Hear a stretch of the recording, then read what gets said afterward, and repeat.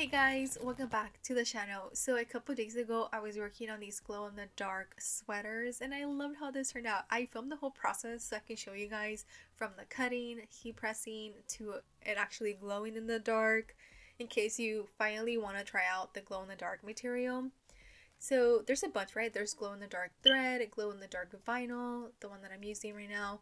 There's even glow in the dark fabric. I was so impressed with this that I went ahead and placed an order on the glow in the dark fabric. So stay tuned for that video. I should get this probably like Saturday, and we'll try it out and see if it works or not.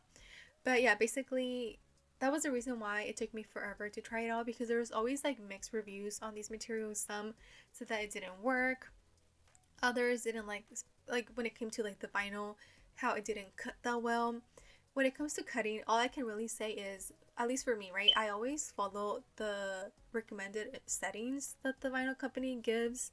For reference, I have the Brother Scan and Cut. I used the Blade 2 on there and it cut really nice. I had no issues like weeding anything out. As you can see, they turned out really good. Okay, so I had no issues, but I did see reviews having issues with cutting.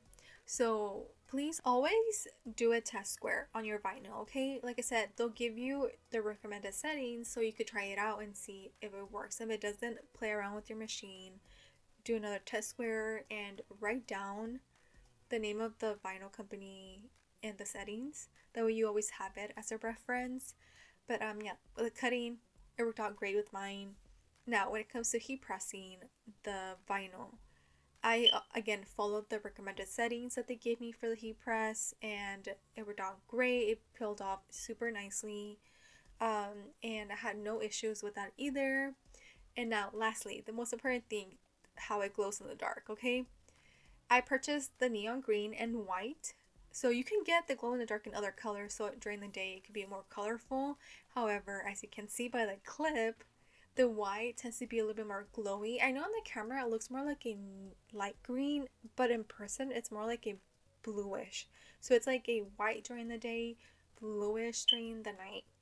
And for the neon green, it's supposed to be green glow in the dark, but again, as you can see, it doesn't absorb the light as much as the white. So something to keep in mind when you're working with this material, that maybe you just stick with the white instead if you really want it to be like glowy. So yeah, that's kind of like what I've gathered trying out the color and then the white. So yeah, that's pretty much it. So yeah, I'll see you guys on the next video and stay tuned for the glow in the dark fabric. Okay, bye!